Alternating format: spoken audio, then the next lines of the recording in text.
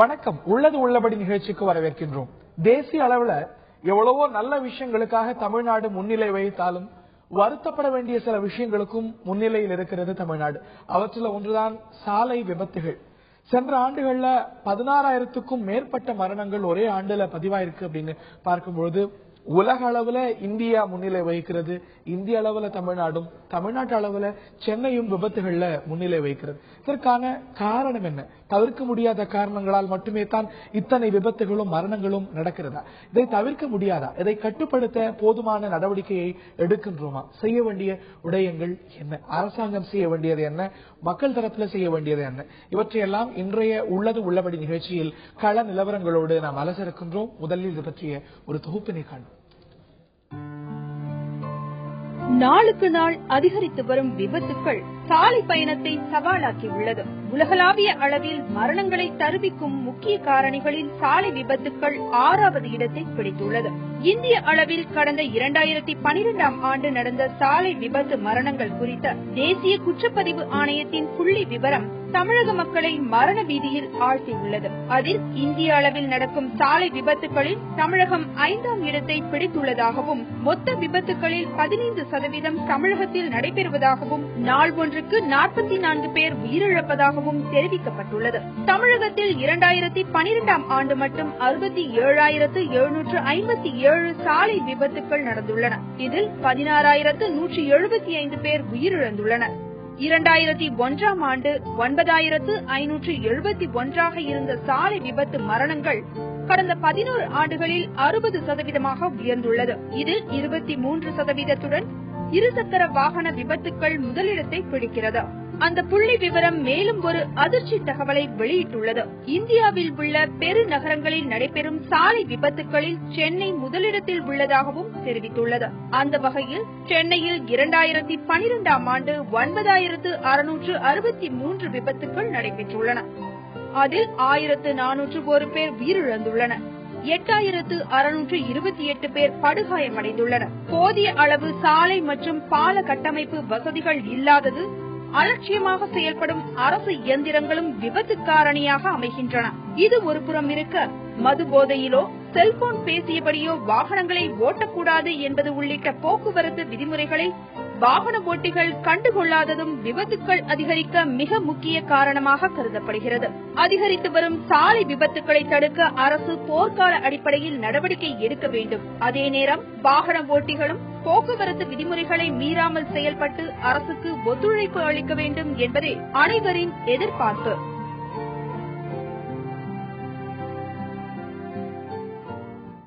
அரசு அமைப்புகளுக்கும் சரி, வாகனங்களை சாலைகளை பயன்படுத்துற அத்தனை பேருக்கும் இத குறைக்கிறதுல ஒரு கூட்டு பொறுப்பும் கடமையும் இருக்கிறது. அது எப்படி செய்யப்பட வேண்டும் என்பது பற்றித்தான் இன்றைய உள்ளது உள்ளபடி நிகழ்ச்சியில் நாம் விரிவாக அலசருக்கின்றோம். நம்முடைய அரங்கத்தில் விருந்தினராக இணைகிறார் சமூக ஆர்வலர் திரு பாடம் நாராயணன். நிகழ்ச்சிக்கு வரவேற்கின்றோம். களத்திலிருந்து அதிக அளவுல விபத்துகள் நடக்கக்கூடிய சென்னை பகுதியிலிருந்து எமது செய்தியாளர் தங்கமணி இணைகிறார் தகவல்களோடு. நான் தங்கமணி கிட்ட இருந்தே ஆரம்பிக்கணும்னு நினைக்கிறேன். சென்னை தொடர்ந்து விபத்துகள் நடக்கிறதுல ஒரு முன்னிலை வகிக்கக்கூடிய நகரமாக இருக்கிறது. இதற்கு நடவடிக்கைகள் எடுக்கப்பட்டு வருகின்றன. ஆனாலும் இந்த விபத்துகள் கடந்த ஒரு சில ஆண்டுகளை பார்க்கும்போது இந்த விபத்துகள் அப்படிங்கிறது அதிகரிச்சுட்டு வருது. கள நிலவரங்களை சொல்லுங்க. இதற்கு எடுக்கப்பட்டிருக்கக்கூடிய நடவடிக்கைகள் அது எந்த அளவுக்கு பலனளித்திருக்கிறது ஒரு ஓவரால் பிக்சர் தெரியும். கண்டிப்பாக அறிகிறேன். நாடு முழுக்க பாத்தீங்கன்னா தமிழ்நாடு தான் முதலிடத்துல இருக்க ஆக்சிடென்ட்ஸ்ல. அதுல குறிப்பா தமிழ்நாட்டில் அதிகப்படியான விபத்துகள் நடக்கக்கூடிய இடமா சென்னை இருக்கிறது. சென்னையில அதிகப்படியான விபத்துகளுக்கான மிக முக்கியமான காரணங்களாக சொல்லப்படுவது பல்வேறு காரணங்கள் இருக்கின்றது. அதாவது குடிபோதையில் வாகனம் ஓட்டுவது, அதே போல செல்போன் பேசிக்கொண்டு வாகனம் ஓட்டுவதை நாம் பார்க்க முடியும். அதாவது ஒரு வாகனத்தை ஓட்டுவது ஒரு செல்போன் மணி அடித்தால் உடனே அந்த செல்போன் மீது அவரது கவனம் செதறுகிறது. அந்த போனை அட்டன் பண்ணுவதிலே தான் அவர் குறியாக இருக்கிறார். இது போன்ற அதிகமான சாலை விபத்துகள் நடப்பதாக சென்னை ஐஐடி நடத்திய ஒரு ஆய்வில் தெரிய வந்தது. இதுபோல பல்வேறு காரணங்களை நம்ம சொல்லலாம் அறிகிறேன். குறிப்பாக சென்னையை பொறுத்தவரையில் பார்த்தோம் என்றால் கிட்டத்தட்ட நாடு முழுக்க இருக்கிற 53 மெகா சிட்டிகள் அப்படிங்கிற பார்த்தோம்னா டெல்லி, மும்பை, கொல்கத்தா இந்த மாதிரியான பெருநகரங்களில் பார்த்தோம் என்றால் 53 நகரங்களில் அதிகப்படியான விபத்துகள் நடக்கக்கூடிய ஒரு நகரமாக சென்னை நகரம் இருக்கிறது. 2012ஆம் ஆண்டு 9,663 விபத்துகள் சென்னையில் நடந்திருக்கு. அதுல 1,401 உயிரிழப்புகள் ஏற்பட்டிருக்கு. இதுக்கு அடுத்தபடியா டெல்லி, பெங்களூர் போன்ற இடங்கள்லாம் இருக்கு. ஆனா சென்னையில வந்து எம்டிசி, அதாவது மாநகர போக்குவரத்து கழகங்கள்ல மட்டுமே வந்து பாத்தீங்கன்னா 114 விபத்துகள் இந்த மாநகரத்தில் ஓடக்கூடிய பேருந்துகள் மூலமாக மட்டுமே 114 விபத்துகள் நடந்திருக்கு. அதே போல இந்த விபத்துகள் பட்டியல பார்க்கும்போது ஒரு நாளைக்கு சென்னையில 2 முதல் 3 பேர் விபத்து மூலமா உயிரிழப்பதாகவும் ஒரு தகவல் இருக்கு. இதே போல இந்த நாம இப்ப இருக்கிறோம் ராஜீவ்காந்தி அரசு பொது மருத்துவமனையில இருக்கிறோம். அதிகப்படியா ஒரு நாளைக்கு கிட்டத்தட்ட 200க்கும் மேற்பட்ட சாலை விபத்துகளால காயமடைவங்க போன்ற விபத்துகளால வரவங்க கிட்டத்தட்ட 200க்கும் மேற்பட்டவர்கள் இங்க அட்மிட் செய்யப்படுறாங்க. அதுல 10க்கும் மேற்பட்டவர்கள் பெயர் விவரம் தெரியாதவங்களா இருக்காங்க. இது போன்ற காரணங்களால இப்ப பார்த்தோம்னா சென்னை வந்து ஒரு பரவலாக தமிழ்நாட்டிலேயே மிக முக்கியமான அதிக சாலை விபத்துகளை நடக்கக்கூடிய ஒரு இடமாக இருக்கிறது. இதுக்கு முக்கிய காரணங்களாக பல்வேறு காரணங்கள் சொல்லப்பட்டாலும் விழிப்புணர்வு போதுமான அளவுக்கு விழிப்புணர்வு இல்லை. அதேபோல வாகன பெருக்கமும் அதிகமாகி இருக்கிறது. அது ஒரு முக்கியமான காரணம். கிட்டத்தட்ட 2001 வாக்கில் பார்க்கும்போது கிட்டத்தட்ட 15 லட்சமாக இருந்த வாகனங்களின் எண்ணிக்கை இப்போது 30 லட்சமாக மாறி இருக்கிறது. அதாவது 2 மடங்காக மாறி இருக்குது. 10 ஆண்டுகளில் 2 மடங்கு அசுர வேகத்தில் கிட்டத்தட்ட வாகன உற்பத்தி பெருக்கமாயிருக்கிறது. இது ஒரு மிக முக்கியமான காரணமாக இருக்கிறது. சாலை போக்குவரத்துகள் சென்னையில் நன்றாக இருந்தாலும் இந்த மாதிரியான வாகனங்கள் பெருகி இருப்பது, மேலும் வாகன ஓட்டிகளுக்கு விழிப்புணர்வு இல்லாதது போன்ற முக்கியமான காரணமாக இந்த விபத்துகளுக்கு இருக்கிறது. ஹரிகரன், ஒரு காரணம் சொல்லிட முடியாது, பல காரணங்கள் இருக்கிறது. அதே சமயத்துல இந்த சாலை விபத்துகளால் இத்தனை மரணங்கள் ஏற்படுது. இது வந்து மரணம் ஏற்படுறதுக்கான முக்கிய காரணியா இருக்கு அப்படிங்கும்போது அவ்வளவு சாதாரணமாக இதை பார்த்து விட முடியாது அப்படின்னு புரிந்து கொள்ள முடிகிறது. திரு பாடம் நாராயணன், இதை எப்படி பார்க்கிறீங்க? இது எப்படி அணுகப்படணுங்கிறது உங்களுடைய கருத்து? இன்றைக்கு வந்து இந்தியாவில் இருக்கிற பல்வேறு முக்கியமான பிரச்சனைகள்ல ஒரு முதன்மை இடத்துல இருக்கிற ஒரு பிரச்சனையாகத்தான் இந்த சாலை விபத்துகளை பார்க்கணும். அதிலும் தமிழகத்துல எடுத்தீங்கன்னா பல பிரச்சனைகள் இருக்கு. தமிழகத்துல இருக்கிறது, மக்களுடைய வாழ்வாதாரம் பாதிக்கப்பட்டிருக்கு, விவசாயிகளுடைய வாழ்வாதாரம் பாதிக்கப்பட்டிருக்கு, தண்ணீர் பிரச்சனை இருக்கிறது, கிரானைட் போயிட்டு இருக்கு, மணல் இல்லாம தட்டுப்பாடு பத்தி பேசிக்கிட்டு இருக்கோம், கல்வி வந்து தரமற்று போயிருக்குது, தனியார் மயமாகிக் கொண்டிருக்கிறது, பல விஷயங்களை பேசிக் கொண்டிருக்கிற அரசியல் கட்சிகளும் சரி, மற்ற தன்னார்வ தொண்டு நிறுவனங்களும் சரி, சமூக ஆர்வலர்களும் சரி, இந்த சாலை விபத்துக்கள்ல எப்படி வந்து இன்றைக்கு தமிழகத்துல வந்து ஒரு இனப்படுகொலை அளவுக்கு மக்கள் இறந்து கொண்டிருக்கின்றார்கள் என்பதை பற்றி இன்னும் வந்து போதிய கவனம் எடுத்துக்கொள்ளவில்லை. இது வந்து இந்த பிரச்சனை வந்து வெறும் விழிப்புணர்வு தொடர்பான பிரச்சனை மட்டும் இல்ல, மக்களுக்கு போதிய அளவுக்கு விழிப்புணர்வு இருக்கு. ஏன்னா இன்னைக்கு வந்து தமிழகத்துல வந்து புற்றுநோயால பாதிக்கப்படாத குடும்பமே இல்லை என்ற அளவுக்கு புற்றுநோய் பெருகி கொண்டிருக்கிறது. அதற்கு வேகமாக பின்னால வந்து கொண்டிருக்கிறது. இன்றைக்கு சாலை விபத்துகளால் பாதிக்கப்படாத ஒரு குடும்பம் இருக்க முடியுமா என்ற அளவுக்கு போய் கொண்டிருக்கிறது. 10ல் ஒரு குடும்பம் வந்து சாலை விபத்துகளால் பாதிக்கப்பட்ட ஒரு குடும்பமாக மாறிவிடும் அளவுக்கு வந்து இது வந்து ஒரு பூதாகரமான பிரச்சனையா இருக்கிறது. அது அரசியல்படுத்த வேண்டியிருக்கிறது, அரசின் கவனத்துக்கு கொண்டு போக வேண்டியிருக்கிறது. இதுல அடிப்படை பிரச்சனை வந்து ஆளுகை பற்றாக்குறை தான், கவர்னன்ஸ் இஷ்யூ தான் இதுல இருக்கிறது. ஏன்னா பொதுவாகவே இந்தியாவில் வந்து பல்வேறு சமூக அக்கறை இல்லாத ஒரு சமூகமா மாறிக்கொண்டிருக்கிறோம். சூழலியல் எடுத்துக்கொண்டாலும் சரி, அரசுக்கும் சரி, நிறுவனங்களுக்கும் சரி, தனி மனிதர்களுக்கும் சரி, குப்பை எப்படி போடுறதுன்னு கூட தெரியாது, எங்க வந்து கழிப்பிடத்தை பயன்படுத்தணுன்றது கூட கிடையாது, அக்கறை இல்லாதவங்க இருக்கு. அதே மாதிரியான ஒரு வன்முறை சார்ந்த ஒரு மக்களாக இப்போ வந்து உருவாகி கொண்டிருக்கும் இந்த சமூகம் வந்து உருவாகி கொண்டிருக்கிறது தான் என்னை பொறுத்தவரையிலையும் ஒரு வருத்தமான பதிவாயிருக்கிறது. இதை எப்படி முறைப்படுத்த முடியும் என்றால், அரசு அதோடைய கொள்கை ஏற்கனவே எடுத்திருக்காங்க, அந்த கொள்கை முடிவுகள்லாம் எடுத்திருக்காங்க. அதை வந்து பொலிட்டிக்கல் வில்னு சொல்லுவாங்க. அது முதன்மையாக இது ஒரு முக்கியமான மக்களை வந்து பாதுகாக்க வேண்டிய கடமை வந்து அரசியலமைப்பு சட்டத்துல வந்து மக்களை பாதுகாப்போம்னு சொல்லிட்டு வர்ற அமைச்சர்களுக்கும் அந்த அரசியல் கட்சிகளுக்கும் இருக்கிற அந்த பொறுப்பை வந்து தட்டி கழிக்கிறாங்க. இது வந்து முக்கியமான ஒரு விஷயமா எடுத்துக்காம சாதாரண ஒரு கட்சி அரசியல், வாக்குவங்கி அரசியல்லையே எல்லாரும் சிக்கிக் கொண்டிருப்பதனால இந்த மாதிரியான ஒரு பிரச்சனை வந்து நாளுக்கு நாள் அதிகமா இருக்கு அப்படின்னு சொல்றீங்க. இது ஆளுகை சார்ந்த விஷயம் அப்படின்னு சொல்றீங்க. இது வந்து ஆட்சியாளர்களும் இது சார்ந்த பாலிசி உருவாக்கணும், என்போர்ஸ்மெண்ட்டை இன்னும் உறுதி செய்யணும் அப்படின்னாலும் இதுல முக்கிய பங்கு அப்படின்னு பார்க்கும்போது இந்த வாகனங்களை பயன்படுத்துறவங்க மக்களுக்கும் இருக்குன்னு தானே சொல்லி ஆகணும். விதிகள் இருக்கு, செல்போன் பயன்படுத்தக்கூடாதுன்னு இருக்கு, ஹெல்மெட் போடணும்னு இருக்கு, சீட் பெல்ட் போடணும்னு இருக்கு.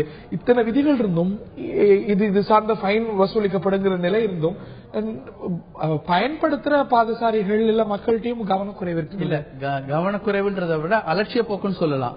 இது பாத்தீங்கன்னா சாலை விபத்துக்கள் அதிகமான விபத்துகளுக்கான 2 முக்கியமான காரணங்கள்னு பாத்தீங்கன்னா, ஒன்று வந்து பொறுப்பு இல்லாம வேகமாக ஓட்டுவது, பொறுப்பு இல்லாம ஓட்டுவது, கொஞ்சம் கூட அக்கறை இல்லாம வண்டியை ஓட்டுவது, ரேஷ் டிரைவிங் சொல்லுவாங்க. அடுத்தது குடித்து விட்டு ஓட்டுவது. ரெண்டுமே வந்து ஒரு பொறுப்புணர்வு இல்லாத ஒரு சமூகத்தை தான் பிரதிபலிக்கிறது. அதனால குடிச்சிட்டு போகக்கூடாதுன்னு விழிப்புணர்வு எல்லோருக்கும் இருக்கு, ஆனாலும் செய்யறோம். பிளாஸ்டிக்கை வந்து பயன்படுத்தக்கூடாதுன்றது விழிப்புணர்வு எல்லோருக்குமே இருக்கிறோம், ஆனால் தொடர்ந்து செய்து கொண்டிருக்கிறோம். அதனால இது வந்து ஒரு சமூகத்தில் உள்ள அக்கறையின்மை காமிக்கிறது. இப்ப இது எப்படி சரி பண்றதுன்னா விழிப்புணர்வு மூலமாக இல்ல, கம்ப்ளைண்ட்ஸ் மூலமாக. சட்டம் அதன் கடமையை செய்யும். அரசுடைய கொள்கை வந்து வலுவான கொள்கை, அந்த கொள்கையை வந்து தீவிரமாக நாங்க வந்து அமல் செய்வோம் அப்படின்னு சொல்லிட்டு அரசு வந்து வழி நடத்தும் பொழுதுதான் மக்கள் வந்து பின்படுத்துவாங்க. அப்ப அரசுக்கே வந்து இது மேல ஒரு முக்கியமான அக்கறை இல்லாத போது அமைச்சர்கள் அளவுலயும் சரி, அதிகாரிகள் அளவுலயும் சரி, இல்ல மாவட்ட அளவில் அந்த மாவட்ட ஆட்சித்தலைவர்களுக்கு இது வந்து ஒரு முதன்மையான பிரச்சனை, இதை வந்து நம்ம கட்டுக்கு கொண்டு வரணும்னு நினைக்காத வரையும் மக்களும் வந்து இதை வந்து அலட்சியமா எடுத்துக்கொண்டிருப்பார்கள். ஊழல்ல வந்து அரசு வந்து கட்டுப்படுத்துவதற்கு தயாரா இருந்ததுன்னா அரசு மக்கள் பெரும்பாலானவர்கள் வந்து ஊழல்வாதிகள் சொல்லணும், கொடுக்கறாங்க இல்ல வாங்குறாங்க, ஏதாவது செய்து கொண்டிருக்கிறோம், ஒரு பிரச்சனை வரும்போது கொடுத்தாவது ஊழல்ல வந்து நமக்கு வந்து பிரச்சனை தீர்ந்துராதா அப்படின்னு பாக்குறாங்க. அதை வந்து எப்படி கட்டுப்படுத்த முடியும்னா மேலிடத்துல வந்து ஊழல் கட்டுப்பட்டு ஒரு வெளிப்படைத்தன்மை வர்ற போது கீழ்மக்கள் வரையும் வர்றோம். இங்க வந்து முக்கியமா வந்து அரசு கொள்கைகள் எல்லாம் எடுத்திருக்காங்க, பிரச்சனைகள் தெரிகிறது, பிரச்சனையோட தீவிரம் தெரியுது. ஆனா அதை தாண்டி அவங்க அரசு வந்து தொடர்ந்து செயல்படாத ஒரு விஷயமா தான் இந்த அம்சம் இருக்குது. கொள்கைகள் இருக்கிறது, விதி இருக்கு, மக்கள்கிட்ட விழிப்புணர்வு இருக்கு, அதை தாண்டி ஒரு அலட்சியம் வந்துருது. அந்த அலட்சியம் போகணும் அப்படின்னா என்போர்ஸ்மென்ட் தான் ரொம்ப ரொம்ப முக்கியம். இது நான் மட்டும் சொல்லல, உலக சுகாதார நிறுவனம் சொல்லுது, உலக வங்கிகள் சொல்லுது, உலகத்தில் உள்ள எல்லா ஆய்வாளர்களும் என்ன சொல்றாங்கன்னா உலகம் முழுவதுமே, இங்க மட்டும் இல்ல ஐரோப்பிய நாடுகள்ல கூட என்போர்ஸ்மெண்ட்னாலதான் அங்க வந்து ஒரு டிசிப்ளின் வந்திருக்கிறது. மக்கள் வந்து ஒழுங்கு ஒரு கியூல போனோம்னு நினைக்கிறாங்கன்னா அது என்போர்ஸ்மெண்ட் இருக்கிற போது தான் கியூல போவாங்க. அப்புறம் அது தொடர்ந்து அந்த என்போர்ஸ்மெண்ட் இருந்து அதுக்கு பழக்கப்பட்டதுக்கு அப்புறம் அந்த சமூகம் வந்து ஒழுங்கான சமூகமா இருக்கும். இன்றைக்கு ஒழுங்கீனமான ஒரு சமூகத்தை வந்து கட்டுப்படுத்தணும்னா அதற்கு என்போர்ஸ்மெண்ட் ரொம்ப ரொம்ப முக்கியம். அதை வந்து நம்ம செய்வதற்கு தயாராக இல்லாத போது இந்த பிரச்சனைகள் வந்து நாளுக்கு நாள் அதிகமாகிக் கொண்டிருக்கும். தினசரி 45 பேர் வந்து காவு கொடுக்கப்படுகின்றார்கள் தமிழகத்தில். அது நடந்து கொண்டேதான் இருக்கும். அவ்வளவு லேசாக பார்க்கப்பட வேண்டிய பிரச்சனை இல்ல, இது அதீத முக்கியத்துவத்தோடு பார்க்கப்பட வேண்டிய ஒரு பிரச்சனை. அனைத்து அமைப்புகளும் கவனம் செலுத்த வேண்டிய பிரச்சனை அப்படிங்கிறது உங்களுடைய பார்வையா இருக்கிறது. அதிகரிக்கும் மரண விபத்துகள், இந்தியா உலகத்திலேயே மிக அதிகமான விபத்துகளை பதிவு செய்யக்கூடிய, விபத்துகள்னால குடிமக்களை இழக்கக்கூடிய நாடாக இருக்கிறது என்றால் தமிழ்நாடு அதுல முன்னிலை வைக்கிறது. குறிப்பாக தலைநகரம் சென்னை விபத்துகள் மூலமாக நிறைய குடிமக்களை இழக்கிறது. இது சாதாரண பிரச்சனையாக பார்க்கக்கூடாது. இது இன்னும் நுண்ணிய நோக்கத்தோடு அணுகப்பட வேண்டும், இன்னும் சிறப்பான கொள்கைகள் வேணுங்கிற ஒரு பார்வையும். இதற்கு பல காரணிகள் இருக்கின்றன. அரசு கொள்கைகளை மட்டுமே சொல்ல விட முடியாது. இதற்கு வந்து வாகனங்களை பயன்படுத்துறவங்க, சாலைகளை பயன்படுத்துறவங்க இவங்களும் அலட்சியத்தோடு இருக்க முடியாது. பல கோணங்களை பார்க்கணும். ஆனா முக்கியமான பிரச்சனைகள் ஒரு பார்வையும் இருக்கிறது. எப்படி அணுகப்படணும் அப்படிங்கிறதுதான் இன்றைய உள்ளபடி நிகழ்ச்சி எல்லாம் விரிவாக பார்த்து வருகின்றோம். இந்த நிகழ்ச்சியில் நம்முடைய சமூக ஆர்வலர் திரு பாடம் நாராயணன் அரங்கத்தில் இணைந்திருக்கிறார். அதே போல எமது செய்தியாளர்கள் தங்கமணி சென்னை பகுதியிலிருந்தும், எமது செய்தியாளர் தேவயானி நெல்லையிலிருந்தும் இணைந்திருக்கிறார். இந்த நிலையில தமிழகத்தில் எத்தனை விபத்துகள் பதிவாயிருதுங்கிறது அந்த புள்ளி விவரங்கள் நமக்கு அதிர்ச்சி அளிக்கின்றன. அந்த புள்ளி விவரங்களை இப்ப பார்க்கலாம். 2012 பொறுத்த வரைக்கும் மொத்தமாக 67,757 விபத்துகள் தமிழ்நாட்டில் நடந்திருக்கிறது. இதனால 16,175 தமிழ்நாட்டை சேர்ந்த குடிமக்களை நாம் இழந்திருக்கின்றோம். உயிரிழப்புகள் இத்தனை பதிவாயிருக்கு அப்படிங்கிறது அதிர்ச்சி அளிக்கக்கூடிய விவரம். வாகன விபத்துகள்ல என்னென்ன காரணிகள், என்னென்ன காரணங்களால விபத்துகள் அப்படின்னு பார்க்கும்போது, இருசக்கர வாகன விபத்துகள் அப்படின்னு பார்த்தீங்கன்னா இதுல 23.2% பங்கு வகிக்கிறது. லாரிகளால ஏற்படக்கூடிய விபத்துகள் அப்படின்னு பார்த்தா 19.2%. கார், ஜீப் போன்ற வாகனங்கள் மகிழுந்து விபத்துகள் அப்படின்னு பார்த்தா 10.2%. பஸ் விபத்து அப்படின்னா 9.4% இருக்கிறது. இதுல குறிப்பாக அரசு பேருந்துகள் தான் பிரதானமானது. ஜீப் விபத்துகள் குறிப்பா 6.7%. சென்னை ஏற்கனவே சொன்னது போல மிக அதிகமான விபத்துகளை பதிவு செய்யக்கூடிய நகரமா தேசிய அளவில் இருக்கிறது. சென்னையில் நடந்த வாகன விபத்துகள் 9,663. இதுல காயமடைந்தவர்களுடைய பட்டியல் அப்படின்னு பாத்தீங்கன்னா 8,628. உயிரிழந்தவர்கள் 1,401. முதல் 3 இடங்கள் வகிக்கக்கூடிய நகரங்கள் அப்படின்னா தேசிய அளவுல சென்னை தான் முதல் இடத்தில் இருக்கிறது. டெல்லி தேசிய தலைநகரமான டெல்லி 2வது இடத்திலும், தென்பகுதியில் இருக்கக்கூடிய மற்றொரு முக்கிய நகரம் பெங்களூரு 3வது இடத்திலும் இருக்கிறது. ஆக தமிழகத்தை பொறுத்த வரைக்கும் இது அதிர்ச்சி அளிக்கக்கூடிய ஒரு தகவல் தான். அதே போல தமிழ்நாட்டில் மற்றொரு முக்கிய நகரமான நெல்லையில் இருக்கக்கூடிய நிலவரம் என்ன, அங்க சாலை விபத்துகள் எந்த அளவுக்கு நடக்கின்றன, அதற்கு கட்டுப்படுத்த எடுத்திருக்கக்கூடிய நடவடிக்கைகள் என்ன என்பதை எமது செய்தியாளர் தேவயானி விளக்குகிறார். தேவயானி, இது சார்ந்த விவரங்களை மேலும் விரிவா சொல்லுங்க.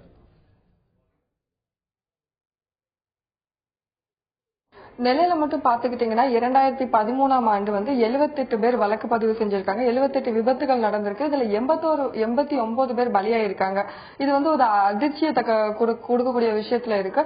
இது மட்டும் இல்லாம 2011ஆம் ஆண்டு 524 வழக்குகள் வந்து பதிவு செஞ்சிருக்காங்க. இதுல வந்து 560 பேர் வந்து பலியாயிருக்காங்க.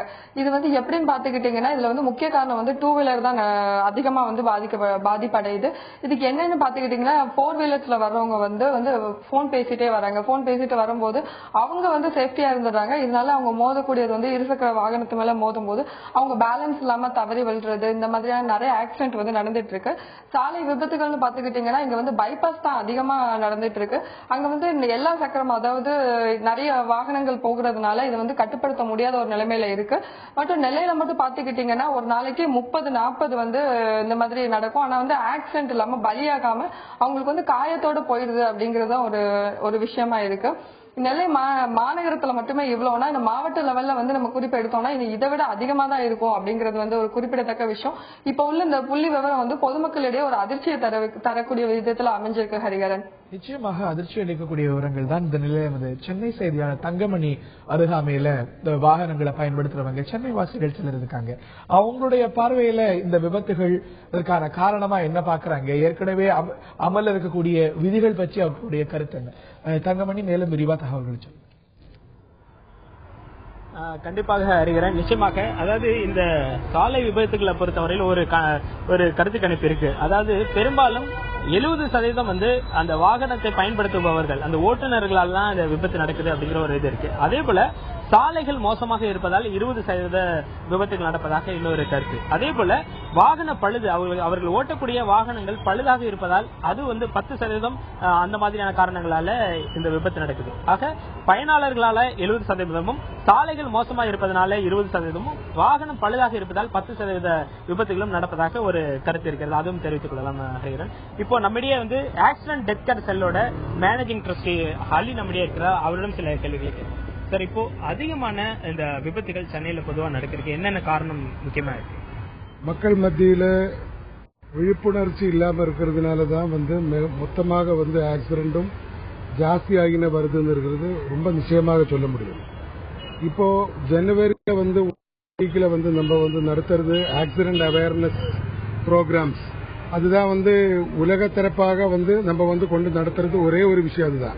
மீதி இருக்கிறதெல்லாம் போலீஸ் என்ஃபோர்சிங் தான் இந்த சப்ஜெக்ட்ல வந்து நம்ம கொண்டு நடக்கிறோம்.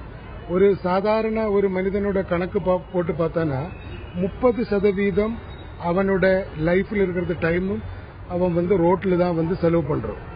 இந்த அளவுக்கு வந்து நம்ம ரோட்ல அந்த டைம் செலவு பண்ணும்போது எந்த அளவுக்கு வந்து நம்ம விதிமுறைகளை கட்டுப்படுத்தி வந்து வாகனங்கள் ஓட்ட வேண்டும், நம்மளோட பசங்க ஸ்கூலுக்கெல்லாம் அனுப்பும்போது எந்த அளவுக்கு வந்து அவங்களோட டிராபிக் விஷயங்களை அவங்களுக்கு வந்து கற்றுக் கொடுக்க வேண்டும், இப்படின்னு இருக்கிறது நிறைய விஷயங்கள் வந்து நம்ம செய்ய வேண்டியிருக்கு. ஆனா யாருமே வந்து அது செய்யறது இல்லை. அது இல்லாம இப்போ வந்து நம்ம கணக்குகள் வந்து இறந்து போன கணக்குகள் வந்து சொல்றோம். அதே போல அதனோட ஒரு 50% வந்து டிசேபிள்டு பேஷண்ட்ஸ் வந்து ஹாஸ்பிட்டல்ல அவங்க பிரெட் பட்டர் கொடுக்க வேண்டவங்களுக்கு இவங்க வந்து பிரெட் பட்டர் கொடுத்துட்டு அவங்கள காப்பாத்தின்னு இருக்கிறது ஒரு நிலைமை இதுக்கு பின்னாடி இருக்குன்னு நம்ம தெரிய வேண்டும். அது இல்லாம பெரிய மிகவும் ஒரு தாருணமான நம்ம தெரியாம இருக்கிறது ஒரு விஷயம் என்னன்னா, நிறைய ஆக்சிடென்ட்லும் வந்து இறந்து போறது ஃபர்ஸ்ட் ஆக்சிடென்ட்ல கிடையாது, அது செகண்ட் ஆக்சிடென்ட் சொல்லிட்டு அதுக்கு சொல்லுவாங்க. அந்த கோல்டன் அவர் மிஸ் பண்றதுனாலதான் இனி ஒரு 50%, இப்ப நம்ம வெளியில வர்றது அந்த அமௌண்டினோட ஒரு 50% டெத் நடக்கிறது அந்த டைம்ல தான். சார், இப்ப பாத்தீங்கன்னா கிட்டத்தட்ட 70% ஆக்சிடென்ட் வந்து வாகன ஓட்டிகளோட தவறுகளால தான் நடக்குது. அவங்க செல்போன் பேசுறாங்க, தூங்குறாங்க, அசதியா இருக்காங்க, டயர்டா இருக்காங்க, வேகமா ஓட்டுறாங்க. இது போன்ற பல்வேறு காரணங்கள், அதாவது வாகனம் ஓட்டுபவர்கள், இருசக்கர வாகனமோ இல்ல 4 சக்கர வாகனமோ ஓட்டுறவங்களோட அவங்களோட பிரச்சனையால தான் இந்த 70% விபத்து நடக்கிறதா சொல்லுங்க. சோ ஒரு சமூக ஆர்வலரா இந்த மாதிரி நீங்க ஆக்சிடென்ட் சம்பந்தமான விஷயங்கள்லாம் பாத்துட்டு இருக்கீங்க.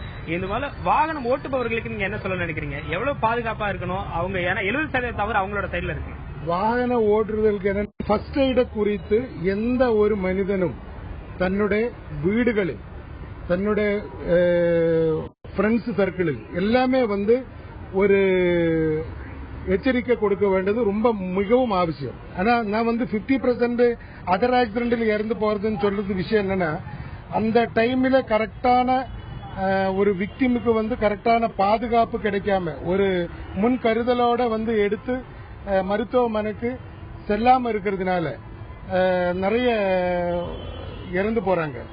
பிளட் லூசினால இறந்து போறாங்க. அதே போல ஏதாவது ஒரு பிரான் பிராக்சர் இருந்து அது லிவர்லோ லென்ஸ்லோ பஞ்சாவலாம் கேர்லெஸ்ஸாக எடுத்து நம்ம போட்டு ஹாஸ்பிட்டலுக்கு கொண்டு போகும்போது இந்த மாதிரி விபத்து டைம்ல நம்ம மினிமம் என்னென்ன பண்ணணும்னு இருக்கிறது ஃபர்ஸ்ட் எய்டு. சில உயிர்கள் காப்பாத்துறதுக்கு அவங்களோட ஏர்வே கிளியர் பண்ணி கொடுத்துட்டானா ஒரு நிமிஷத்துல அந்த உயிர் வச்சு பொய்க்க முடியும். ஆனா இது தெரியாம இருக்கிறதுனால அந்த ஸ்பாட்ல ஒண்ணுமே பண்ண முடியாது. அப்போ கண்டிப்பா தொடர்ந்து பேசலாம் சார். ஹரிஹரன், மேலும் நம்மிடையே வாகன ஓட்டுநர்கள் முன்னேற்ற கழகத்தை சேர்ந்த தணிகை வேலன் அவர்கள் இருக்கிறார். அவர்களும் கேட்போம். நீங்க சொல்லுங்க சார். அதாவது ஓட்டுநர்கள்ட்ட தான் அதிகமான பிரச்சனை இருக்கு. 70% அவங்களோட தவறுகளால தான் நடக்குது. உங்களுக்கு தெரிஞ்சு நீங்க அந்த ஓட்டுநர் சங்கத்தில் இருக்கீங்க, உங்களுக்கு தெரிஞ்சு ஓட்டுநர்கள் எந்த அளவுக்கு விழிப்புணர்வோடு இருக்காங்கன்னு நினைக்கிறீங்க? எங்க அனைத்து இந்திய ஓட்டுநர் முன்னேற்ற பேரவையில் ஏறத்தாழ 1 லட்சம் பேருக்கு தமிழ்நாடு பூரா இருக்காங்க. எங்களுடைய அமைப்பிலிருந்து அவர்களுக்கு போதிய பயிற்சிகள் கொடுக்கிறோம். வாகனம் ஓட்டுவதற்கு தகுந்த பயிற்சி இல்லாமல் சாலையில் வண்டியை ஓட்டி செல்வதே முக்கியமாக விபத்துகள் நடப்பதற்கான காரணமாக அமைகிறது. பொதுவாக கூறப்படுகின்ற காரணங்கள் மது அருந்திவிட்டு செல்போனை எடுத்து ஓட்டும் போது பேசுதல், இது போன்ற காரணங்களை கூறுவதோடு அல்லாமல் குடும்ப கவலைகளை சுமந்து கொண்டு வண்டியை ஓட்டுவதுதான் முக்கியமாக விபத்துக்கு காரணம். இது எங்களுடைய கணிப்பு. இரண்டாவதாக, வண்டியை எடுக்கும் போதே பிரேக் சரியா இருக்கிறதா, அது எல்லாம் சரியா இருக்கிறதா செக் பண்ணி எடுக்க வேண்டியது டிரைவருடைய கடமை. மூன்றாவதாக, டிரைவர்கள் அனைவருமே முதலுதவி செய்வதற்கான சிறந்த பயிற்சி பெற்றிருக்க வேண்டும். அது இல்லாமல் வண்டியை ஓட்டக்கூடாது என்பதே முக்கிய காரணம். இன்னும் ஒரே ஒரு சம்பவம், இதுக்காக நாங்கள் நிறைய பயிற்சிகள் கொடுக்கின்றோம், நிறைய வசதிகள் செய்து கொடுக்கின்றோம்.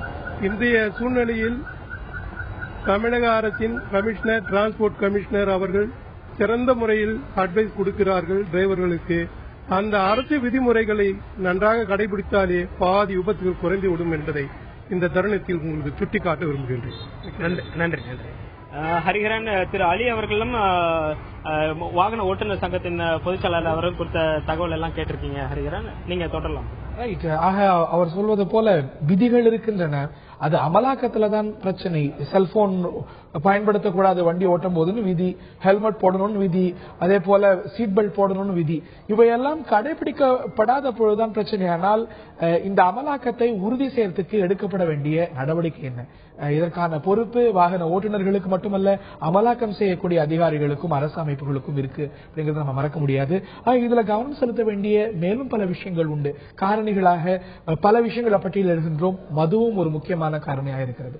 அதை பற்றி இன்னும் விரிவாக பேசலாம். மது இதற்கான ஒரு முக்கிய காரணமாக பார்க்கப்படுகிறது. குறிப்பாக தேசிய நெடுஞ்சாலையில் நடக்கக்கூடிய விபத்துகள் ஆகட்டும், முக்கிய சாலைகளில் நடக்கக்கூடிய விபத்துகள்ல பெரும்பாலானோர் மது குடித்திருக்காங்க அப்படின்னு தமிழ்நாட்டில் மட்டுமல்ல இந்திய அளவில் பார்க்க முடிகிறது.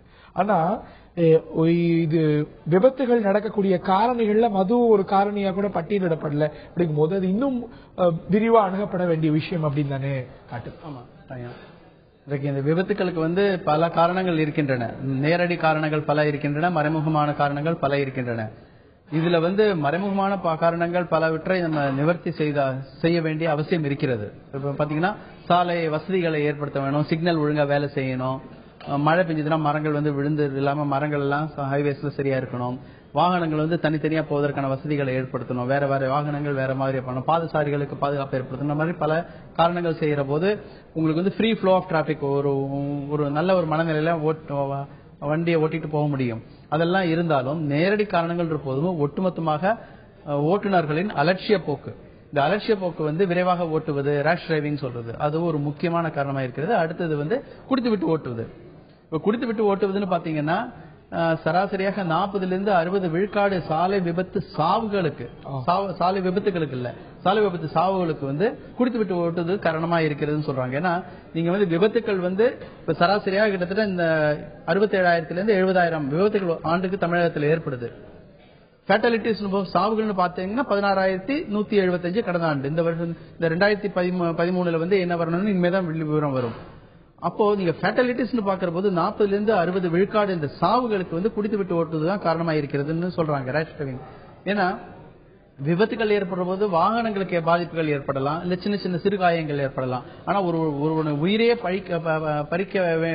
பறிக்கும் சூழலோ இல்லைன்னா அவர்கள் வந்து உறுப்புகளை இழக்கும், கண்ணு போகுது, கால் போகுது, கை போகுது என்று ஊனமுற்று போகுது, இந்த மாதிரியான பிரச்சனைகளுக்கு வந்து வேகமாக ஓட்டுவதும் குடித்து விட்டு ஓட்டுவது தான் காரணமா இருக்குது. குடித்து விட்டு ஒருத்தர் வந்து விபத்து ஏற்படும் போது அவர் உயிரை காக்கவே முடியாது. அவருக்கு போதையில் இருக்கிற போது அவருக்கு வந்து ரத்தம் கொடுக்க முடியாது, அவருக்கு வந்து சரியான சிகிச்சை அளிக்க முடியாது. அடுத்தது அவர் வந்து குடித்து விட்டு போறாங்க, கூட்டாளிகள் எல்லாம் விபத்து ஏற்பட்டதுன்னா உடனடியாக ரத்தம் கொடுப்பதற்கு கூட அவரால் கொடுக்க முடியாது. ஆனா அவரும் குடித்திருப்பார், ஒருத்தர் வந்து இறந்து போயிருப்பார், இல்ல அவர் காயம் ஏற்பட்டிருந்தார். இதுக்கு முன்னால ஒரு பேசிய மிஸ்டர் அலி கூட என்ன சொன்னாருன்னா, இந்த எமர்ஜென்சி பிரிவென்ஷன் பத்தி பேசினாரு. இப்ப தமிழகத்துல பாத்தீங்கன்னா 1075-73 இருக்குது. இது மூலமா நிறைய எமர்ஜென்சி ரிலீஃப் சென்டர்ஸ் கொண்டு வந்துட்டோம். விபத்துகள் ஏற்பட்டா உடனே கோல்டன் ஹவர்ல கொண்டு போறதுக்கான அமைப்புகள் எல்லாம் ஏற்படுத்திட்டோம். ஆனா அதையும் தாண்டி அதிகமாக சாவுகள் ஏற்படுவதற்கு குடித்து விட்டு ஓட்டுவது வந்து ஒரு பெரிய காரணமா இருக்கக்கூடிய நடவடிக்கைகள் போதுமானதா இருக்காது. ஒண்ணு வந்து 2 விஷயம் இருக்கும். உலக அளவில் வந்து குடித்து விட்டு ஓட்டுவது ஒரு காரணமா இருக்கிறதுன்னு கண்டுபிடிச்சு எல்லா மேலை நாடுகள்லயும் அதை கடுமையாக கட்டுப்படுத்துறாங்க, மிக கடுமையாக கட்டுப்படுத்துறாங்க. ஜப்பானா இருக்கட்டும், தென்கொரியாவா இருக்கட்டும், இங்கிலாந்தா இருக்கட்டும், அமெரிக்காவா இருக்கட்டும், எல்லா இடத்துலயும் பெரிய அளவுல கட்டுப்படுத்தி இருக்காங்க இன்னைக்கு. ஆனா இந்தியாவை பொறுத்தவரை இது ஒரு அலட்சியமான போக்கு இருக்குது. சாலைகள்ல தேசிய நெடுஞ்சாலைகள்ல போறதுல 3 பேர்ல ஒருத்தர் வந்து குடித்து விட்டு ஓட்டுபவர் என்று தேசிய சாலை ஆய்வு நிலையமே சொல்லி இருக்கிறது, மத்திய சாலை ஆய்வு நிலையமே சொல்லி இருக்கிறது. அப்படின்னு பாத்தீங்கன்னா தமிழகத்துல பாத்தீங்கன்னா அது 3ல் 1 இருக்காது, அதை விட அதிகமாக இருக்கும். அதுவும் இந்த மாதிரி வார கடைசி நாட்கள்லயோ இல்ல இந்த மாதிரி விழாக்கள்ல வந்து விழா நாட்கள்ல ரொம்ப ரொம்ப அதிகமாக இருக்கிறது. இதை கட்டுப்படுத்துவதற்கு முதல்ல வந்து நமக்கு வந்து மது தொடர்பான ஒரு கொள்கை முடிவு எடுக்கணும். மது வருமானம் மட்டும் தான் பாத்துட்டு இருக்காங்க. இன்னைக்கு 25,000 கோடி வரையும் வரும்னு பாத்துட்டு இருக்காங்க. அது போக பாத்தீங்கன்னா மதுவுக்கு அடுத்த அதிகமா வருவாய் வருவது வந்து இந்த போக்குவரத்து துறை மூலமாக தான் அரசுக்கு வந்துட்டு இருக்கு. இப்போ பாத்தீங்கன்னா 4,000 கோடி ரூபாய்க்கு மேல வந்து போக்குவரத்து துறை மூலமாக அரசுக்கு வந்துட்டு இருக்கிறது. ஆனா மது மூலமாக வரும் வருவாய்க்கு கொடுக்கும் முக்கியத்துவத்தை வந்து மதுவை குடித்து விட்டு ஓட்டி அதனால் ஏற்படுத்தும் உயிரிழப்புகளை தடுப்பதற்கு கொடுப்பதில்லை. ட்ரங்க் அண்ட் டிரைவிங்க்கு அதை கண்ட்ரோல் பண்ணுவதில்லை. அதே மாதிரி பாத்தீங்கன்னா சாலை போக்குவரத்து துறை மூலமாக 4,000 கோடி ரூபாய் வந்தாலும் அந்த போக்குவரத்து வந்து மக்களுக்கு வந்து பயனளிக்க முடியாத அந்த வசதிகளை ஏற்படுத்தி ஒரு ஹேசல் ஃப்ரீ டிரைவிங், ஆபத்து ஏற்படாத ஒரு பயணத்திற்கு உறுதி செய்வதற்காக ஒதுக்கப்படும் நிதின்றது ரொம்ப குறைச்சல். இப்ப 2 முக்கியமான விஷயங்கள்ல இருந்து அரசுக்கு மிக அதிகமாக வருவாய் வருது. கிட்டத்தட்ட இப்போ பாத்தீங்கன்னா 29,000 கோடி ரூபாய் இந்த 2 துறையிலிருந்து மட்டும் அரசுக்கு வருகிறது. கிட்டத்தட்ட ஒரு 70 கோடி ரூபாய் 4,000 தாண்டி வருகிறது. 70 கோடி ரூபாய் வந்து ஒதுக்குறாங்க. ஒதுக்கப்படும் நிதி, அதை செலவழிக்கும் நிதி பாத்தீங்கன்னா அதுல பாதி இருக்கும், இல்ல ஒரு 75 விழுக்காடு தான் இருக்கிறோம். ஒவ்வொரு ஆண்டும் அறிவிக்கிறாங்க, அதை முழுமையாக செலவு பண்றது இல்ல. அப்போ 4,200 கோடி ரூபாய் இந்த வருஷம் வந்து கிட்டத்தட்ட 4,500 கோடி வரையும் வரும் இது மூலமாக, போக்குவரத்து துறை மூலமாக. ஆனா 70 கோடியை வைத்து என்ன செய்ய முடியும்? நீங்க சாலை பாதுகாப்பு என்ன கொடுக்க முடியும்? அந்த ஒரு வாரத்தில் கொடுக்கிற சாலை பாதுகாப்பு வாரம்ன்ற ஒரு இண்டிபெண்டன்ஸ் டே, ரிபப்ளிக் டே மாதிரி ஒரு ஃபார்மாலிட்டி மாதிரி முடிஞ்சு போயிருது. தவிர அதை தாண்டி தொடர்ந்து சாலை பாதுகாப்பு வெறும் விழிப்புணர்வு கொடுப்பதற்கு கூட செலவு பண்றது இல்ல. ஒண்ணு. 2வது, விழிப்புணர்வு மூலமாக கட்டுப்படுத்த முடியாது. அப்போ கம்ப்ளைண்ட் தான். குடித்து விட்டு ஓட்டுவதை கடுமையாக தடுக்க வேண்டும். அதற்கான வசதிகளை ஏற்படுத்தணும். பாலிசியில வந்து குடிப்பதற்கான வாய்ப்பு ஏற்படுத்தலாம், குடித்து விட்டு ஓட்டுவதற்கான வாய்ப்பு தருணத்துல சொல்லி கடுமை காட்டணும் அப்படிங்கிறோம். 2011-12 கிட்டத்தட்ட 3,211 டிரைவிங் லைசன்ஸ் சஸ்பெண்ட் பண்ணிருக்காங்க. லைசன்ஸ் கேன்சல் பண்ணதா 275 தான். இவ்வளவு விபத்துகள் நடக்குது. ஆனா கேன்சல் ஆகக்கூடிய இல்லாட்டி லைசன்ஸ் சஸ்பெண்ட் பண்றதோ கேன்சல் ஆகக்கூடியதோ ரொம்ப குறைவா இருக்கு. ஆக தண்டனை குறைவா இருக்கும் பொழுது பயம் குறைவாக. ஆமா, கட்டாயம். அதுலதான் சொல்றேன். இப்போ உங்களுக்கு மிஷின் அரசு துறை வந்து செயல்படணும் விரைவா. இப்ப போக்குவரத்து துறைன்னு இருக்குது, காவல்துறை இருக்கு. 2 பேருக்குமே கோஆர்டினேஷன் கிடையாது. அவங்க 2 பேரும் இணைந்துதான் செய்யணும். ஏன்னா சஸ்பென்ஷன் பண்ணதுக்கு ரெக்கமெண்டேஷன் கொடுக்கறது யாருன்னா போக்குவரத்து துறை வந்து உடனே செக் பண்ணிட்டு ஒருத்தர் குடிச்சிருக்காரா அப்படின்னு சொல்லிட்டு கண்டறிந்து அதுக்கப்புறம் அவங்க வந்து அவங்களுடைய சிபாரிசு அனுப்புவாங்க. போக்குவரத்து துறை தான் அந்த கேன்சலேஷன் வேலையை எடுக்க முடியும். சஸ்பென்ஷன் வேலையை கேன்சலேஷன், டெம்பரரி சஸ்பென்ஷன் தான் பண்ண முடியாது. அதுக்கப்புறம் கேன்சலேஷன் அவங்க தான் செய்யணும். அவங்களுக்குள்ள கோஆர்டினேஷன் இல்ல. அதே மாதிரி பாத்தீங்கன்னா சாலை விபத்துகள் ஏற்படுவது வந்து வருஷத்துக்கு 70,000 விபத்துகள் ஏற்படுகிறது. 16,000 பேர் சாகுறாங்க. ஆனா தண்டனை பெறும் ஓட்டுநர்கள் பாத்தீங்கன்னா ஒண்ணுமே கிடையாது, நெக்லிஜிபிள். அப்போ இதுலயே பெரிய ஒரு ஓட்டை இருக்கிறது. இதுக்கு அடிப்படை காரணம் என்னன்னா, நமக்கு ஒரு கொள்கையை வகுத்திருக்காங்க. அந்த கொள்கையை வந்து அமல்படுத்துவதற்கான பொலிட்டிக்கல் வில் இல்ல. கொள்கை என்னன்னு பத்தி சொல்லிருக்கீங்க, அதை பற்றி நம்ம விரிவா பேச வேண்டியிருக்கிறது. ரோட் சேஃப்டி பாலிசி அப்படின்னு பார்த்தா தமிழகம் அதுல ஒரு முன்னோடியா இருக்கிறது. மற்ற மாநிலங்களை விட முதன்முறையா ரோட் சேஃப்டி பாலிசியை கொண்டு வந்து தமிழ்நாடு. ஆனால் அது எந்த அளவுக்கு அமல் இருக்கிறது, இதுல இருக்கக்கூடிய குறைபாடுகள் என்ன, விரிவா பேசுவோம். அதற்கு முன்பாக சென்னையில் இருக்கக்கூடிய செய்தியாளர் தங்கமணிட்ட கேட்கிறேன். சமீபத்துல இப்போ கார்ல சீட் பெல்ட் எல்லாம் கட்டாயம் அப்படின்னு உறுதிப்படுத்தியிருக்கிறது சென்னை போக்குவரத்து காவல்துறை. அது மட்டுமல்லாது ஹெல்மெட் விதியும் இருக்கிறது. ஆனால் இந்த அமலாக்கம் எந்த அளவுக்கு இருக்கிறது? இந்த சீட் பெல்ட் எல்லாம் வந்த பிறகு, கட்டாயம் வந்த பிறகு விபத்துகள் குறைந்திருக்கிறதா? அமலாக்கத்துக்கு பிறகு அமலாக்கத்தில் முன்னேற்றம் ஏற்பட்டிருக்கிறதா? மக்கள் எந்த அளவுக்கு இதற்கு வரவேற்பு கொடுக்கிறாங்க? நிச்சயமாக ஹரிகரன், இந்த சீட் பெல்ட் ஹெல்மெட் விவகாரங்களை பொறுத்தவரையில அது எப்பெல்லாம் ஸ்ட்ரெஸ் பண்ணப்படுதோ அப்பெல்லாம் ஓட்டுநர்கள் வந்து உஷாராகி பண்றாங்க. அதாவது கண்டிப்பா உனக்கு பிடிச்சா உனக்கு ஃபைன் உண்டு, அதனால கண்டிப்பா ரிப்போர்ட் ஆகணும் அப்படிங்கிற ஒரு வீக் தான் இருக்கும் பொதுவா இந்த சென்னையை பொறுத்தவரையில. அந்த வீக்ல வந்து எல்லாருமே கண்டிப்பா ஹெல்மெட் அணிஞ்சிருப்பாங்க. அதுக்கப்புறம் அந்த சூடு குறைஞ்ச உடனே ஹெல்மெட்டுங்கிறத தூக்கி போட்டுருவாங்க.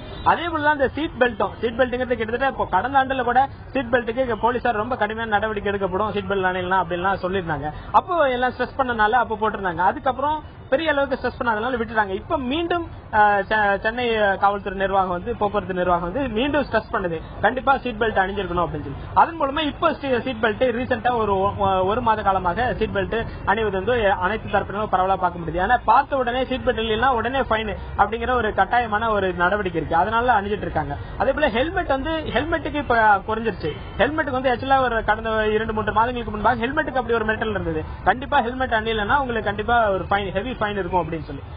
அதுவும் தங்கமணி குறிக்கிறதுக்கு மன்னிக்கணும். அதிகரிக்கும் மரண விபத்துகள் என்பது பற்றி இன்றைய உள்ளபடி நிகழ்ச்சியில் விரிவாக அலசி வருகின்றோம். இந்திய அளவில் அதிகமாக விபத்துகள் நடக்கக்கூடிய பிரதேசமாக தமிழ்நாடும், இந்திய அளவில் அதிகமான விபத்துகள் பதிவு செய்யக்கூடிய, மரணங்கள் நடக்கக்கூடிய நகரமாக சென்னையும் இருக்கிறது. இதை மாற்ற, இந்த நிலை மாற என்ன செய்ய வேண்டும்? மக்களுடைய ஒத்துழைப்பு என்னவாக இருக்க வேண்டும்? அமலாக்கத்தில் என்ன மாற்றம் வேண்டும் என்பதையெல்லாம் பற்றி இன்றைய உள்ளபடி நிகழ்ச்சி விரிவாக நாம் அலசி வருகின்றோம். இந்த நிகழ்ச்சியில் நம்முடைய சமூக ஆர்வலர் திரு பாடம் நாராயணன், எமது செய்தியாளர்கள் சென்னையிலிருந்து தங்கமணி, அதே போல நெல்லையிலிருந்து எமது செய்தியாளர் தேவயானி ஆகியோர் இணைந்திருக்கிறார்கள். அதே போல சமூக ஆர்வலர் திரு சதாசிவம் அவர்களும் தொலைபேசி வாயிலாக இணைந்திருக்கிறார். இது சார்ந்த பல்வேறு விழிப்புணர்வு முயற்சிகள் அப்படிங்கிறது நடந்து வருகின்றன. ஹெல்மெட் பயன்படுத்தணும் அப்படிங்கிறது தெரியாத மக்கள் இருக்க முடியாது, வாகன ஓட்டுநர்கள் இருக்க முடியாது.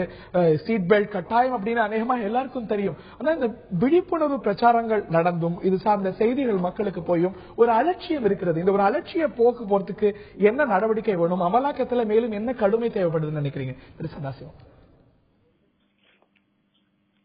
அமலாக்க பிரிவு இன்னும் கண்டிப்பாக இருக்க வேண்டும் என்பது என்னுடைய எண்ணம்.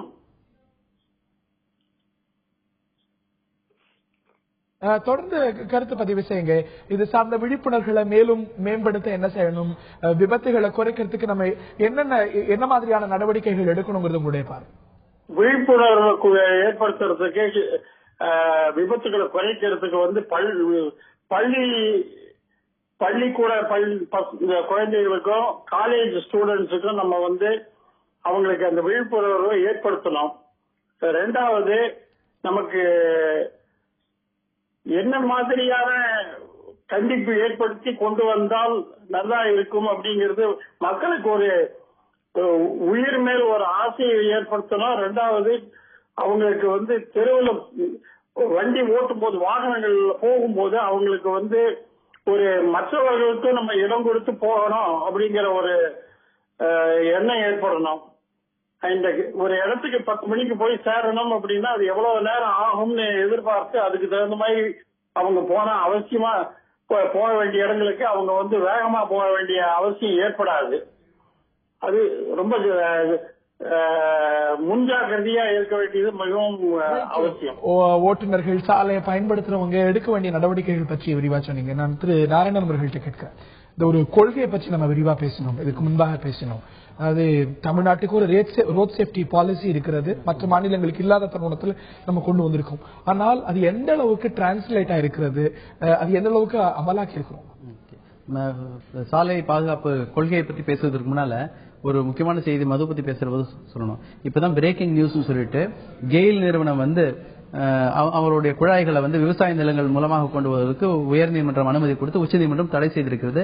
ஏன் வந்து தேசிய நெடுஞ்சாலைகள் மூலமாக கொண்டு வராம விவசாய நிலங்கள் மூலமாக கொண்டு வந்திருக்கீங்கன்னு கேட்கறாங்க. அதற்காக அரசும் வந்து மக்கள் சார்ந்து தமிழக அரசும் மேல்முறையீடு செய்திருக்கிறது விவசாயிகளுடைய சார்ந்து. ஆனா இதே பாத்தீங்கன்னா மத்திய அரசு வந்து அதிகமான சாலை விபத்துகள் வந்து குடித்துவிட்டு ஓடுவது காரணமாக இருக்கிறது. அதுவும் தேசிய நெடுஞ்சாலைகள்ல இருக்கிற பார்கள்னால பெரிய பிரச்சனை ஏற்படுது. அதனால பார்களை மூடணும்னு சொல்லி அதற்கு வந்து தமிழக அரசு நடவடிக்கை எடுக்காம அதற்கு வந்து உயர்நீதிமன்றம் வந்து ஒரு அரசை வந்து கட்டாயப்படுத்தி ஒரு அழுத்தம் கொடுத்து அதை தாண்டி வந்து அரசு மாநில அரசு என்ன செய்தாங்க, உச்சநீதிமன்றத்தில் போய் எங்களுக்கு தேசிய நெடுஞ்சாலைகளில் உள்ள பார்களை எடுப்பதற்கு வந்து இடைக்காலமா எங்களுக்கு நிவாரணம் வேணும்னு சொல்லி கேட்டபோது உச்சநீதிமன்றம் உடனடியாக நீங்க எடுக்கணும்னு சொல்லிட்டு கொடுத்திருக்காங்க. அப்போ அதிகமாக தேசிய நெடுஞ்சாலைகள் உள்ள பார்களினால விபத்துகள் ஏற்படும்ன்ற போது அந்த பார்களை வந்து எடுத்து உள்பக்கமா பாதுகாப்பா வைக்கணும்ன்ற போது உள்ள கிராம மக்கள் போராடுறாங்க. எங்க பக்கத்துல வந்து நீங்க வந்து பார்களை கொண்டு வந்தீங்கன்னா எங்க கிராமங்களில் உள்ள மக்கள் வந்து குடிக்க ஆரம்பிக்கிறாங்க. இப்படி ஒரு பிரச்சனைகள் இருக்குது. இப்போ ஒரு விதத்துல விவசாயிகள் சார்ந்து செயல்படுற அரசு இந்த குடித்துவிட்டு ஓட்டுவதை தடுப்பதற்கு பார்களை வந்து தேசிய நெடுஞ்சாலைகள் இல்லாம உள்ள வைக்கணும் அப்படின்னு பார்க்காம வருமானம் பாதிக்கப்படும் அப்படின்னு சொல்லிட்டு ஒரு அபிடவிட் கொடுக்குறாங்க. இதுல இருந்து தெரியுது அரசு வந்து எப்படி குளறுபடியான கொள்கைகளை இந்த மாதிரியான விஷயங்களை மக்களை பாதுகாக்க வேண்டிய விஷயங்களை ஏற்படுத்துறதுன்றது. அடுத்தது நீங்க சொல்ற மாதிரி இந்த சாலை பாதுகாப்பு கொள்கை பற்றியும் குழு பற்றியும் பேசுற போது தொடர்ந்து இந்திய அளவில் வந்து சாலை விபத்துகள் அதிகமாக ஏற்படுவதனால மத்திய அரசு வந்து ஒரு குழுவை அமைத்தது. அதுல வந்து தமிழக அமைச்சர் அன்றைய திமுக போக்குவரத்து துறை அமைச்சரை வந்து இந்த சாலை பாதுகாப்புக்கான குழு தலைவரா போட்டுட்டு ஒரு தேசிய அளவில் வந்து ரோட் சேஃப்டி பாலிசி உருவாக்கினாங்க, தேசிய பாதுகாப்பு கொள்கையை உருவாக்கினாங்க. அப்புறம் மாநில அளவில் கொள்கைகளை உருவாக்கினாங்க. 2007ஆம் ஆண்டிலிருந்து நமக்கு வந்து மாநில சாலை பாதுகாப்பு கொள்கை வந்து அமல்ல இருக்கிறதாக சொல்லப்படுகின்றது. அப்போ அடுத்த போது 2 முக்கியமான முடிவுகள் எடுத்தாங்க. ஒன்று வந்து குழு அமைச்சாங்க. இந்த குழுவில் வந்து பல சமூக ஆர்வலர்கள் இருக்கணும், நுகர்வோர் அமைப்பு இருக்கணும், மற்றவர்கள் இருக்கணும், தொடர்ந்து நம்ம வந்து கண்காணிக்கணும்னு சொல்லிட்டு எப்படிப்பட்ட நடவடிக்கைகள் எடுத்து விபத்துகளை குறைக்கிறதுன்னு. அப்போ இன்னொரு முக்கியமான எடுத்தாங்க. 2006ஆம் ஆண்டு 11,000க்கும் மேற்பட்ட சாலை விபத்து சாவுகள் தமிழகத்தில் ஏற்படுத்தியிருக்கிறது. அடுத்த 5 ஆண்டுகள், அதாவது 2013ஆம் ஆண்டுகளுக்குள்ள இந்த 2006ஆம் ஆண்டு ஏற்பட்ட விபத்துக்களை விட 20 விழுக்காடு குறைக்கணும் அப்படின்னு ஒரு கொள்கை முடிவெடுத்தாங்க. அப்போ 11,000 8,800 குறைக்கணும் எப்போக்குள்ள 2013க்குள்ள அப்படின்னு முடிவெடுத்திருக்காங்க. இன்றைக்கு 2013 வெளிப்பாடு வர்றபோது கிட்டத்தட்ட நம்ம 16,000க்கும் மேற்பட்ட சாலை விபத்து சாவுகள் ஏற்பட்டிருக்கிறது. இப்போ ஒரு பக்கம் வந்து 8,800 குறைக்கணும்ன்ற இடத்துல 2 மடங்கு ஆகி இருக்கிறோம். அப்போ கொள்கை முடிவு மட்டும் எடுத்துட்டு அமலாக்குவதில் எவ்வளவு பெரிய ஓட்டைன்னு பாத்துங்க. இதுல வந்து இந்த சாலை பாதுகாப்பு கொள்கைப்படி ஒரு சாலை பாதுகாப்பு குழுவை ஏற்படுத்தி மாநில அளவில் 3 மாதங்களுக்கு ஒரு தடவை இந்த குழு வந்து சந்திச்சு பல்வேறு பிரச்சனைகளை மாநில அளவில் உள்ள பிரச்சனைகளை கடந்த 7 ஆண்டுகள் முடிந்து போயிட்டு 7 ஆண்டுகள்ல 5 முறை தான் சந்திச்சிருக்காங்க. எவ்வளவு முறை சந்திச்சிருக்கணும்? 7 × 4 28 முறை சந்திச்சிருக்கணும். ஆனா 5 முறை தான் சந்திச்சிருக்காங்க. அப்ப அரசு துறை அதிகாரிகளே அமைச்சர்களுடைய அலட்சிய போக்கு தெரியுது. அப்புறம் பாத்தீங்கன்னா மாவட்ட அளவில் மாசம் கலெக்டரும் சூப்பரண்ட் ஆஃப் போலீஸும் சந்திச்சு 32 மாவட்டங்களிலையும் விவாதிக்கணும். ஒவ்வொரு மாதமும் வந்து அந்த மாதங்களில் ஏற்பட்ட விபத்துக்கள் எப்படி ஏற்பட்டன, அதை தடுப்பதற்கான முடிவு என்னெல்லாம் நடவடிக்கைகள் எடுக்கணும், குடித்து விட்டு ஓட்டுவது, மற்றபடி விழிப்புணர்வு ஏற்படுத்துவது, கம்ப்ளைண்ட்ஸ் கொண்டு வருவது, எங்கெல்லாம் ரோட் பிளாக்ஸ் இருக்கு, எங்கெல்லாம் பிரச்சனைகள் இருக்கிறது, அதெல்லாம் கொண்டு வரணும்னு முடிவெடுத்து மாதம் விவாதிச்சு குறைக்கணும். இப்ப 7 ஆண்டுகள்ல எத்தனை தடவை சந்திச்சிருக்காங்கன்னு பாத்தீங்கன்னா விரல் விட்டு என்ன அளவுக்கு தான் செஞ்சிருக்காங்க.